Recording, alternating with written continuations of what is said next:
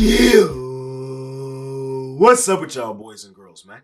Hey, it's Jay Briggs here, continuing to cook up this NBA action, man. Y'all know we do here on the Jam Session. We cook up every single game, every single day, man. Money making Sunday, ladies and gentlemen. We're here.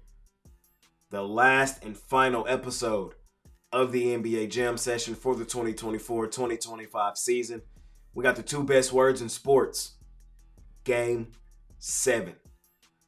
Man, oh man, oh man. We got a good one tonight, ladies and gentlemen. We got the Oklahoma City Thunder Buddies at home at the crib looking to hoist their first Larry O'Brien trophy in franchise history. They're favored to do so by 6.5, 7 points right now currently. On the other side is the Indiana Pacers, a team of destiny, a team of moments, a team nobody thought would really be here. Looking to hoist their first Larry O'Brien trophy in their franchise history, man. We got one of them ones tonight, ladies and gentlemen. And I'm here to let you guys know my thoughts, my opinions, and how I see tonight's action shaping out. I appreciate each and every one of you that continue to tune in and watch this video. Yesterday, me and the team here at Pick Dawgz passed 250,000 subscribers. Man, oh man, oh man. Thank you guys, man. You guys are a huge part of this community. You know, we couldn't do this without you guys, and we just want to thank you. Thank you, thank you, thank you, man. It's, you know, kind of surreal that we hit it the last day here on the Jam Session. But, man, we hit it, man. 250,000 subs. Appreciate y'all more than y'all know. Shout out to the team for all their hard work. And shout out to y'all, man. Shout out to y'all. Just trying to continue to do it the same way Money Man Mitch used to, man. Shout out to the GOAT. He will be really proud of us right now, man, and we're just trying to continue to do it for him. So, yeah, man, appreciate y'all for that. And just trying to continue the momentum rolling forward, man. Money making Sunday, Game 7 of the NBA Finals. I'm here to let you guys know my thoughts, my opinions, and how I see tonight's action shaping out. Of course, all I ask is that you smash that like button for me. You subscribe to the channel if you haven't already. And as I always say, man, if you're rocking with me, rock with me. I'm active on Instagram and Twitter all day long. There's a link for both in the description below. And, of course, I have premium plays over at the site. All right, man. Let's do it. Let's do it. Let's do it. Let's do it, man. Let's talk about tonight's Game 7 action and how I see it playing out. Man, what a series it's been. What a journey it's been for both teams, you know. Both teams are two teams near and dear to my heart. If you're an OG here on the Jam Session, you know that. Over the past 3 seasons since I've started doing the Jam Session, the Oklahoma City Thunder Buddies are my #1 most bet team in that span. By far our most profitable team. And there's a reason they're our favorite money-making team. And there's a reason we call them and say Thunder Buddies for life. Feel me? Crazy enough, our second most bet team in the last 3 years is the Indiana Pacers. These are two teams we know like the back of our hand. Two teams we've made a pretty penny betting over the past 3 seasons. My third team on that list is my former favorite team, the Dallas Mavericks. But yeah, man, I know both of these two teams really, really well.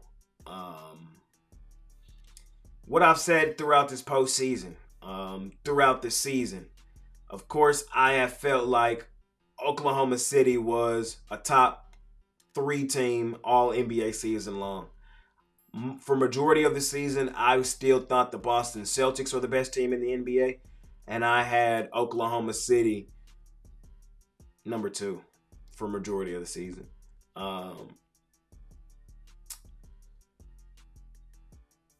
During that time, though, at the beginning of the season, I told you guys I placed a ticket on the Indiana Pacers to go back to the Eastern Conference Finals. A lot of people thought that their Eastern Conference Finals last season was a fluke. I didn't think that. Again, somebody who had been betting Indiana a ton, watching a ton of Indiana basketball over the past couple seasons, I knew how good this team was, especially offensively. So looking at the value and things preseason, I thought that was one of the best value bets on the entire board.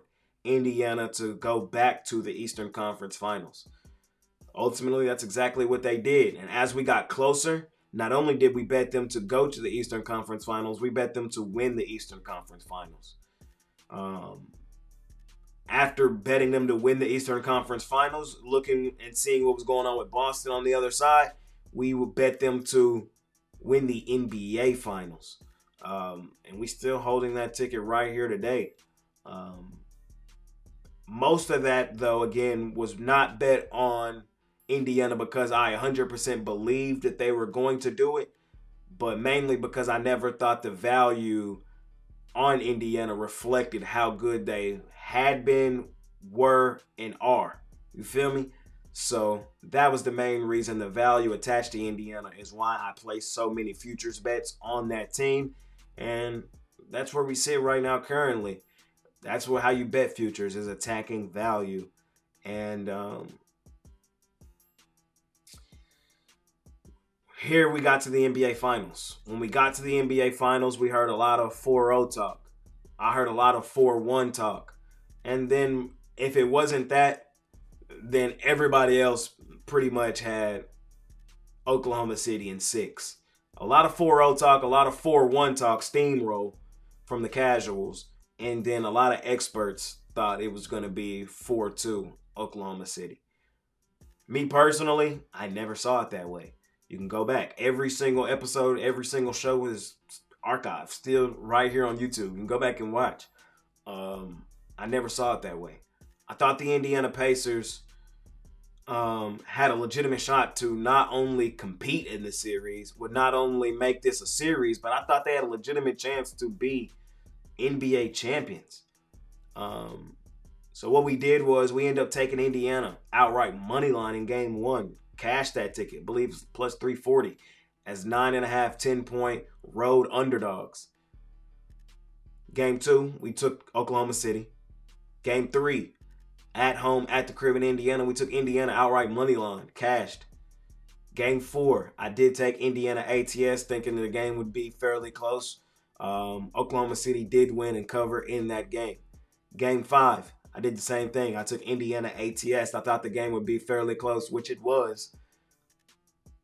The Oklahoma City Thunder, though, pulled away in the last minute or so in that basketball game, hit a couple late free throws, got it up and over the number, and covered in that basketball game. Game 6, we went right back to Indiana on the outright money line, and we cashed with those boys at a really good plus money price in Game 6. So I bet Indiana money line 3 times this series, and all 3 we've cashed with those boys. I never thought that the books had it right in this series. I never thought the general masses had it right in this series. I don't think enough people really watched Indiana basketball and saw how good this team is collectively, how deep this team is, and how well coached this team is, and how good this team is at doing what they're trying to do. And here we are. Here we are. Game 7. One thing that I did keep consistent through the series, though, is I did feel like the Oklahoma City Thunder were the better basketball team. That's not a crazy statement to say when you go back and look at all the numbers. I get why a lot of the experts like Oklahoma City. I get why a lot of the metrics have had Oklahoma City as sizable favorites the entire series. But games aren't won on paper. They're not. Games are won on the floor. This is the first Game 7 since 2016. These don't happen often. And all Game 7 means, and the reason why I believe basketball, the best team that season always wins, is because you play 7 games. In football, any given Sunday, the best team doesn't always win, It's just how football is. Any given Sundays, one fumble here, one fumble there, complete game changes, and everything is under the bridge. But in basketball, you got to win 4 times. And it's not a fluke if you beat a team 4 times. It's also not a fluke if you beat a team 3 times in a series. That means it's fairly even. That means these 2 teams match up well against each other. So the narrative that Oklahoma City is far and away the better basketball team, I don't agree with. I don't agree with. I understand how good Oklahoma City has been at home at the crib this season. I understand how dominant Oklahoma City has been from an ATS perspective. But ladies and gentlemen, here in a game 7, you throw all that shit out the window. None of that shit means anything. It doesn't mean a damn thing. It doesn't hold any weight. A young, inexperienced team like Oklahoma City is this sizable of a favorite. I don't trust them. And a team as good as Indiana has been in specific moments all postseason long at this great of a plus money price. Again, these two teams are even. We're in game 7. It doesn't get more even than this. At plus 240, ladies and gentlemen, that's, if I were you, that's where I would be. I will have a couple dollars on that tonight. But y'all know my money is really tied up on I'm on Indiana money line anyway, praying for the future. So I'm just being completely honest with y'all, telling you my thoughts, how I see tonight's game playing out. A couple of things off the top of my head. When I was deep diving this game, under. A lot of people have the under here in game 7. Game 7s historically have been a under style game. I don't know. I'm kind of leaning towards an over here in this one. I think it's going to be a fun, high-scoring offensive game. Teams usually get tight in these games, but these are two fast-running, shooting three style teams. I think we get up and over the total tonight. It's really low, and I understand why it's low. Again, historically, Game 7, especially in the finals, has been an under spot. But I think this one gets up and over the total, and mainly because Indiana's going to be pushing the pace, playing their style game. And I think they're going to be victorious. And I think they get up and over the total. I would take Indiana's team total over. I think it's like 103, 104. I think Halliburton has a good game. I think the role players for Oklahoma City struggle like we've seen them struggle in this series. It's been a lot of SGA and Jalen Williams. Can you do it? Tonight, I don't think those two are enough to do it. Chet Holmgren has struggled. Alex Caruso, where you been at? And everybody else, The role players for Indiana have outplayed the role players for Oklahoma City.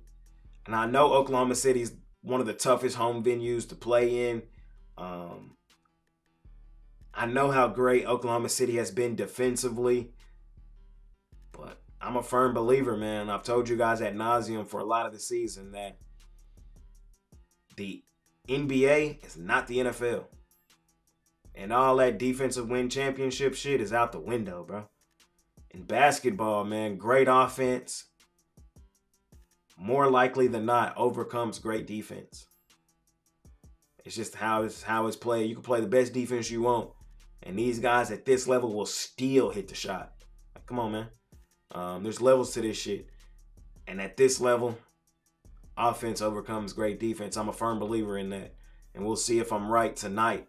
And we'll see how this game ultimately ends up playing out, ladies and gentlemen. But that's my thoughts. That's my opinions. I'm not here to sway you in your opinion. I'm here to let you guys know my opinion, my thoughts, and how I see tonight's game playing out. I love the Oklahoma City Thunder buddies. And I think they're going to be good for a while.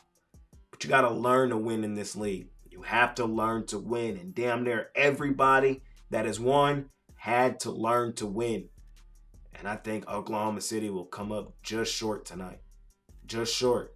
And they're probably going to make a couple tweaks in the offseason. It wouldn't surprise me if we saw them lose tonight and they trade a couple picks for one of their franchise legends to come home and try to get them over the hump in Kevin Durant. I'm just letting you guys kind of know my thoughts because it's the last episode of the season for some off-season stuff. But I appreciate y'all, man, more than y'all know. That's it. That's all. That's all I got for y'all. That's all I got for y'all, man. That's all I got for y'all. I'm on the Pacers tonight.